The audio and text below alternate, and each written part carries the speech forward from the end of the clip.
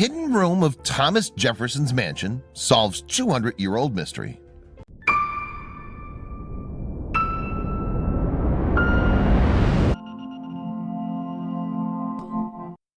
But before we start, please make sure to subscribe and hit the bell so you never miss an upload from us. Also, leave a like right now. Thomas Jefferson is often heralded as a wise and moral man who helped lay the foundations for American democracy. He was the primary author of the Declaration of Independence and the third president of the United States. We have memorials dedicated to him in the nation's capital, and his home in Virginia is a popular tourist destination. During some maintenance construction, workers came across a secret room. The room itself was one thing, but its location in the house was peculiar and raised some questions. The discovery reopened a controversy that's been swirling around the president's legacy for over 200 years. Thomas Jefferson. You may remember him as the country's third president. He was highly instrumental in the formation of the American government. While holding his position in office, he doubled the nation's size with the Louisiana Purchase in 1803. Before his presidency, his contributions to the Declaration of Independence solidified Thomas Jefferson as one of the founding fathers. We can thank Jefferson for helping preventing the establishment of another monarch in the United States. And to that, we raise a glass. But as with many great leaders, there were other parts of Jefferson's life that remain unclear to this day. Before moving into the White House in 1801, Thomas Jefferson resided at his Monticello plantation in Charlottesville, Virginia, a well-regarded historical landmark visited by thousands of tourists every year. He had inherited 5,000 acres from his father, which required a lot of manpower to attend to. In 1776, he built the Monticello plantation, which translates to Little Mountain in Italian. What the heck do you do with 5,000 acres? Well, there's the plantation house for the owners and all the infrastructure needed to support it, including quarters for slaves. Like most large plantation owners, Jefferson had a number of slaves. But there was one who was rumored to have caught his eye. It was these rumors that made the discovery of the secret room all the more scandalous. The Monticello plantation has seen a lot of restorations throughout the years, with projects picking up during the 20th century. When it was converted into a museum, the mystery room was completely hidden from sight, even when a modern bathroom was installed over it in 1941. The bathroom was renovated again in the 1960s due to the high influx of visitors coming to the museum. But once more, the changes in construction did not reveal the long-lost room. What ultimately gave archaeologists a clue that there was more than meets the eye came from a surprising source, and from beyond the grave. Historians wanted to determine the original layout of the Monticello plantation, and in doing so, they ran across a document written by one of Thomas Jefferson's grandsons. In his documents, Jefferson's grandson describes a room that didn't fit in with the known layout of the Monticello plantation. He described a room in the south wing of the former plantation house. At first, archaeologists were skeptical about the information, but then they remembered the restroom addition, and that got the cogs in their heads turning. Though Jefferson's grandson was known to be unreliable, it seemed odd that Jefferson Jr. would write about something like this if it wasn't true. In 2017, archaeologists conducted excavations as part of a restoration effort for the Monticello plantation. What they discovered seemed to support the rumors that have been swirling around our third president's legacy for centuries. This time around, they were aware of what Jefferson's grandson had written about in his diary. As they worked to uncover the original layout of the Monticello South Wing, they finally discovered what Jefferson's grandson had referred to in his diary. It had gone unnoticed for years, which was surprising given its location. Oddly, it was in the very place that had been renovated over and over, behind the bathroom. Knocking down the men's bathroom, which had been uneventfully renovated several times by now, the team discovered a small room they were not aware of before, other than the reference in Jefferson's grandson's writings. The room had been sealed off and hidden from plain sight for hundreds of years. The room was about 15 feet by 13 feet. It had a large brick oven in the middle and no windows. But what raised historians' eyebrows the most about the room was its location within the large house. It was very close proximity to Jefferson's personal room, just down the hall. Let's rewind the clock 200 years to the time of Jefferson. A political journalist who wrote for a Richmond newspaper, James T. Callender, wrote an inflammatory report on Jefferson with the intent to slander his name. The primary allegation in the report suggested that Jefferson had started a relationship with a woman after his wife died. In and of itself, that's not too bad of an accusation, but things heated up as Callender further asserted that Jefferson had started a relationship with a slave girl who had been on the plantation from a very young age. Callender referred to the girl as Jefferson's concubine. Callender also stated that Jefferson had children by her, but did not list himself as the father of the children in public record in an attempt to keep his indiscretions hush-hush. By this point in time, rumors had already been swirling that there were people out there who bore an uncanny resemblance to the president. Was it possible that Jefferson's slave bore children in this small windowless room in the house, hidden from the rest of the world? Historians believe this is a distinct possibility. If so, who is this mysterious woman, the mother of the Founding Fathers' children? Did this room prove Callender right?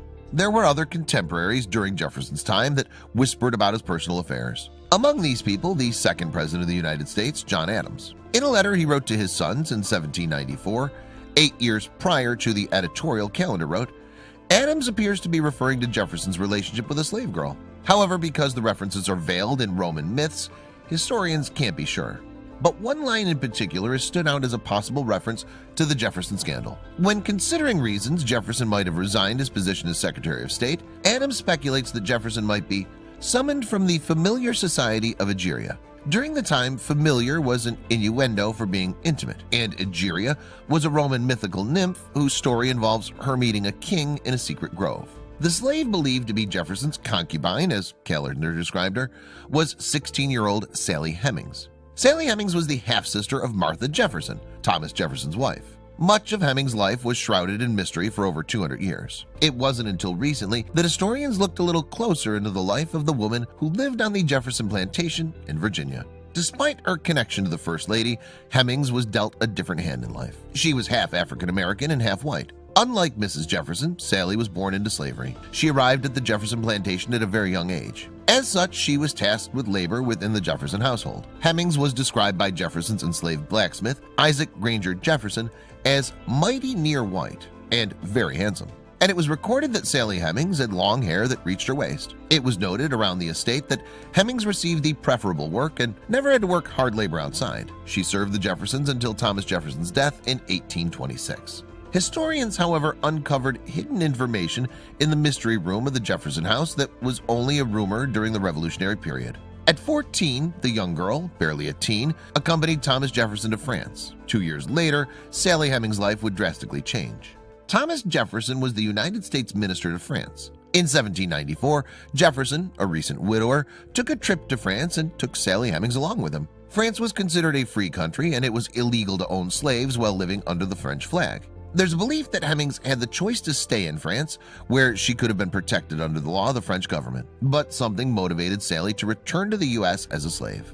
Some possibilities included that Hemings didn't have the means to start a life on her own in France, or as a slave she didn't have much of a choice. The last possibility might have been that she and Jefferson might have had a real connection. Historians speculate whether widower Thomas Jefferson, Martha Jefferson died due to health problems at the age of 33, and Sally Hemings began an intimate relationship.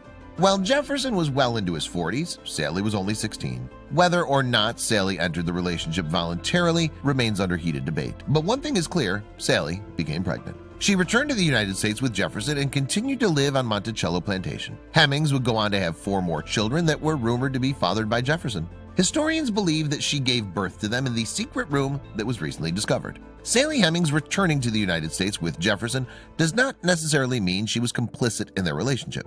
After all, starting a life on her own in a foreign country as a teenage girl would not have been easy, especially coming from a slave background with no resources. Additionally, she was pregnant.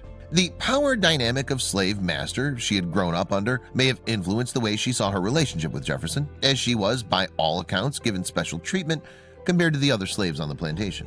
The 25-year difference between them also played a role in the nature of their relationship. The room close to Jefferson's personal bedroom was one thing, Callender's salacious article was another. John Adams' letters seem suggestive, but the most compelling piece of evidence that supports the theory that Jefferson was intimate with Sally Hemings came from Jefferson himself. Jefferson owned over 500 slaves on his plantation, and of all those slaves, he only ever granted freedom to a small handful. That small handful was comprised of Sally Hemings and her children as they came of age. They were not only granted their freedom, but also given a stipend as they left the estate so that they could start their lives on their own. Jefferson himself, contrary to his own practices, was opposed to slavery as an institution. Still, this did not prompt him to free all of his own slaves. The fact that he granted Sally Hemings and her children their freedom suggested that he had a more personal connection with them than he did with the other slaves on his property. Whether or not there are some verbal agreement between Jefferson and Hemings regarding her freedom, Hemings stayed at Monticello Plantation until Jefferson died in 1826. It's unclear if she couldn't leave or wanted to stay with Jefferson. Some of her children had already left by that time. When the hidden room was discovered at Monticello Plantation, it was revealed that Hemings had 5 children while at the estate. Assuming that Jefferson and Hemmings had some sort of relationship between them, historians began to speculate that Jefferson could very plausibly be the father of all of Hemmings' children.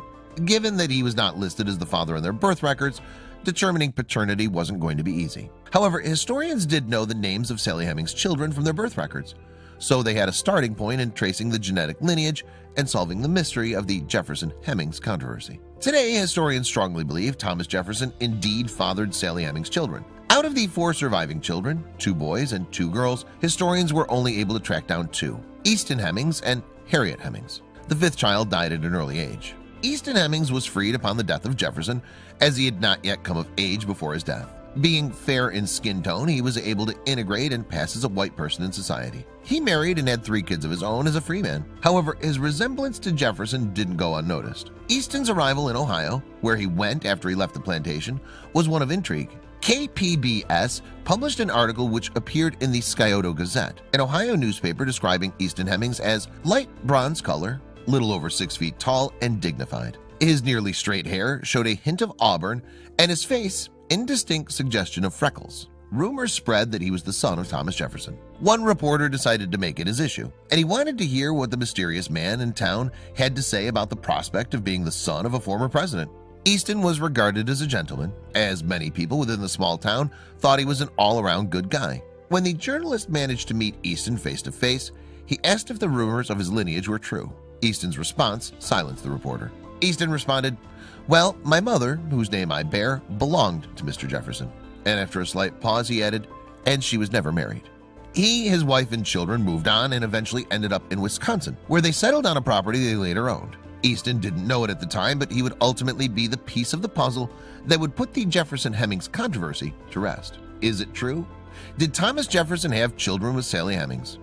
Thankfully, today we have the technology to answer these questions. In 1998, scientists tracked down the descendants of Easton Hemmings and obtained a DNA sample to determine if the lineage traced back to Jefferson. The New York Times reported new evidence suggesting Jefferson fathered at least one of Sally Hemmings' children, and it was likely he fathered all of Hemmings' children. Easton Hemmings and Harriet Hemmings had children to whom they passed down the story of their heritage through generations. The DNA results had America at a standstill. After taking blood samples from a descendant of Easton Hemmings Jefferson, Dr. Eugene A. Foster, a university professor of pathology, analyzed the blood. He reported, "The Y chromosome of a descendant of Easton Hemmings Jefferson made a perfect match to Jefferson's. Thomas Jefferson was most definitely the father." The team reached out to the descendants of Sally Hemmings, who were not the least bit surprised by the results. The power of storytelling had kept the truth intact for generations in their family. The results of the DNA test were only confirming what they already knew about their family's history, but others still were unconvinced. One such group, the Thomas Jefferson Foundation. They believed there was another possible explanation for the presence of Jefferson DNA in Sally Hemmings' descendants. In 2000, the Thomas Jefferson Foundation formed a research committee made up of 9 members of the foundation staff, 4 of which had PhDs. After looking over all documentation pertaining to the Jefferson-Hemmings ordeal, they came to a completely different conclusion. The foundation asserted that Sally Hemmings was only a minor figure in Thomas Jefferson's life, and that it was unlikely that he fathered any of Sally Hemmings' children. Instead, they asserted that Thomas Jefferson's brother, Randolph Jefferson, was the real father of Sally Hemmings' children. The Thomas Jefferson Foundation continued to believe that Thomas Jefferson was not in Monticello at the time that Sally Hemmings would likely have her children. This was part of their case, as they believed that Sally Hemmings was elsewhere at the points in the timeline that would have required them to be together.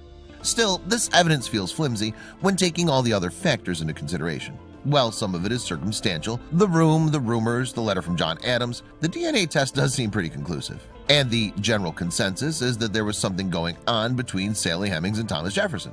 Most historians agree that Jefferson likely fathered all 5 of Sally Hemmings' children. Harriet Hemmings was well known as a beauty, just like her mother. She had considerably darker hair and eyes, but her skin was light enough for her to pass as a white woman, and she successfully integrated into white society. She married a white man who had good standing, and he never suspected her African heritage. Sally's other mother, Madison Hemmings, was also freed by Jefferson and lived with his mother, Sally, who moved to Charlottesville, Virginia after Jefferson's death.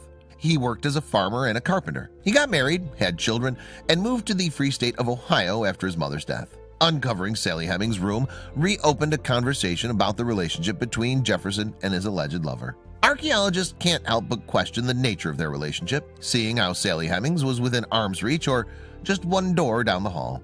"This room is a real connection to the past," said Fraser Neiman, the director of archaeology at Monticello. "We're uncovering and discovering, and we're finding many artifacts." His insight gives the public a glimpse into the interesting life of Sally Hemings, as well as the personal life of former President Thomas Jefferson. These details had long been swept under the rug. There's a lot to consider when weighing the social dynamics of the 18th century. The public was uncomfortable with the revelation that the person who wrote the Declaration of Independence was also having an affair with a young, probably underaged, enslaved woman, and then denying the children he had with her on public record. Yet, at the same time, knowing the reality of the circumstances helps us step away from the rose-colored lenses we often view the past with. And that's troublesome for some. One can never know for sure the true nature of the relationship. Our founding fathers, and certainly our presidents, were not perfect. Perhaps one of the more troubling aspects of the situation is that the man wrote words that we hold in such high regard, that all men were created equal, which contradicted the way he lived his own life in such an obvious way. Contrary to the way he lived in his personal life, Jefferson used his platform to denounce the practice and institution of slavery for most of his lifetime. He actually submitted a bill to Congress to ban slavery in the new territories as early as the 1780s, a full 80 years before the Civil War would decisively end it in the United States. Despite his personal viewpoints, Jefferson held on to his slaves, with the exception of Sally Hemings' children. Only 5 of his 100-odd slaves at the time of his death were freed in his will, including Sally Hemings' remaining 2 children and 3 other men who had worked for him for decades and presumably had a personal relationship with him. Later in his life, Jefferson had incurred quite a bit of debt. Slaves at the time were considered property and therefore assets. Other than the few freed above, the remaining slaves were sold to pay the debt incurred by the Monticello plantation.